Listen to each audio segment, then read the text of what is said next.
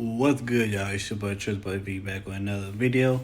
Hope you're having a blessed day. And today we're gonna be looking at how quarters are made. And I always wonder. I never thought about it, but I always wondered when I seen this, like, how do they make quarters?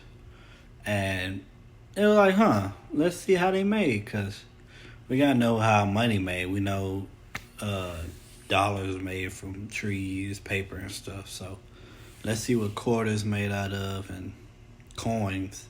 So this gonna be one of them informational videos. So let's get into it.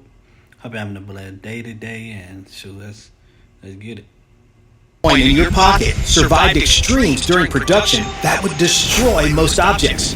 Furnaces hot enough to melt glass, pressures that could flatten cars. These ancient-feeling discs remain oddly essential for your daily life, from feeding parking meters and grabbing a cold Coke from vending machines. The strangest part? Each penny costs more to make than what it's worth. It all starts here at the U.S. Mint with these giant metal coils stretching 1,500 feet, the length of 4 football fields. They come in different colors because the coins they'll be turned into have different metallic formulas. The coils are taken off the shelves and put onto these turbines, which uncoil them slowly and feed them into this pressing machine. There needs to be a human specialist nearby to finish that process though. These sheets can be very stubborn. Fortunately, the pressing machine is powerful enough to handle them easily once they go in. The Mint describes it as something like a cookie cutter. It can pump out 14,000 of these blank coins every minute. The Mint workers know they're coming because the machine makes this fun little noise as they get pumped out by the bucket load. But that's not the only thing it's pumping out. On the other side of the machine, these gigantic heaps of oddly shaped metal pieces are piling up in equally imposing bins. There are even people raking them, as if they were leaves falling off the trees in autumn. The Mint calls it webbing, and it will all be shredded and recycled. The blank discs have now taken shape, but the coins haven't reached their final size yet. They have the same thickness as a finished coin, but the diameter is slightly different. That will get taken care of later. For now, they're about to take a harsh journey through fire and very special water. The furnace gets prepared. Elsewhere, the tanks full of this unique, slippery water are ready. It's time for annealing, and it's one of the 2 most extreme parts of making a coin. It begins with a fire bath, so anyone nearby should make sure to keep a healthy distance. The annealing furnace heats the coins up to a staggering 1,600 degrees Fahrenheit, and yet they come out without a scratch on them. The coins go through this and look none the worse for wear because the annealing furnace has no oxygen inside it. Since there's no oxygen in there, the flames are carefully controlled, which prevents the coins from getting tarnished. But they're still not hot enough to melt most things they come in contact with. That's why these heated discs have to get a special water treatment immediately. This water is special for a reason. Water is only the base. Otherwise, the coins wouldn't look anything like the coins in millions of hands every second. Worse, they'd be stuck together permanently. That's why there are 2 other substances mixed in. The first is citric acid. This material comes from citrus fruits like oranges or pineapples, but unfortunately, there's none of those to be found in the Mint. The acid is already in powdered form by the time it gets there, and it loosens the dirt and grime on the coins, giving them that mint-fresh feel when they're done. But that's not all it's for. The citric acid has a second function, especially for the penny. Since this coin is made of zinc with 2.5% copper on top, the acid removes copper oxide without dissolving the material itself. The result? That shiny penny that everyone knows, at least when it's fresh from the Mint. No guarantees after it's been in use for a while. In the here and now, there are also lubricants in the water to prevent the coins from getting stuck together when the heat from the furnace is quenched. Now that they're no longer hot, the coins are ready to be washed. But there are 2 U.S. Mint facilities, and each one has a unique way of doing this. If you stop by the Denver Mint, you'd see this huge scoop called a skip basket. It lifts the coins out of the slippery water and into the washing area. In Philadelphia, you see this whirl-away machine slowly turning around instead, but it has the same result. The coins now go through the washing area, where they're sent through this machine that restores the original color with a mixture of detergents and anti-tarnish agents. I want to get good part from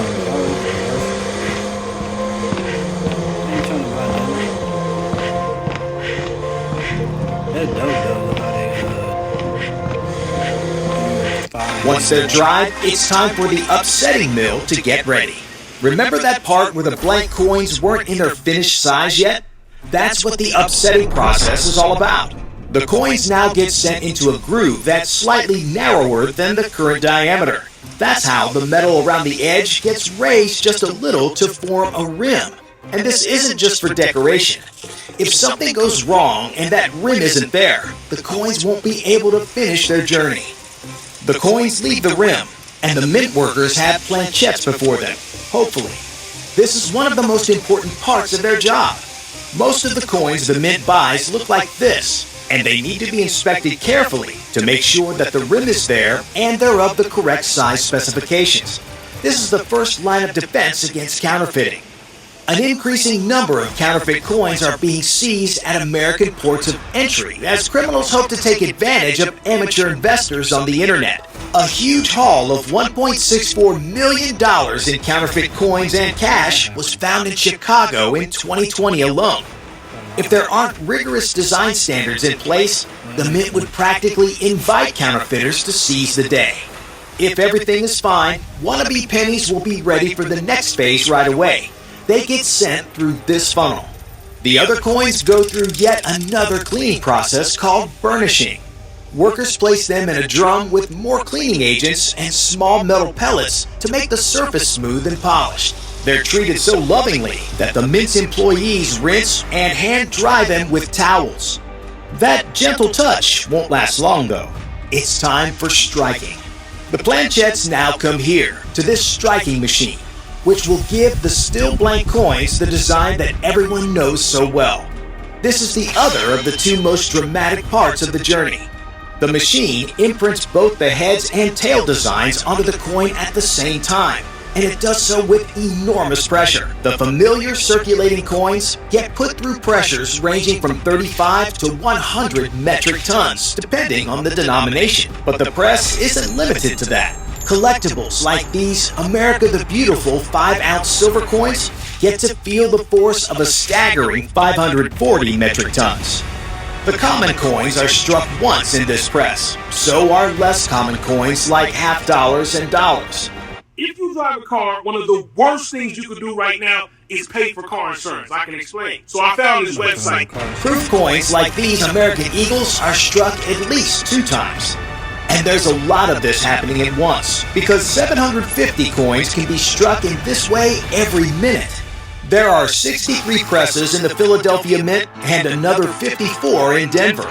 That means if you're in Philadelphia, 47,250 coins per minute are coming out of its presses working at full capacity, while Denver makes a slightly more modest 40,500. And wait, there's more.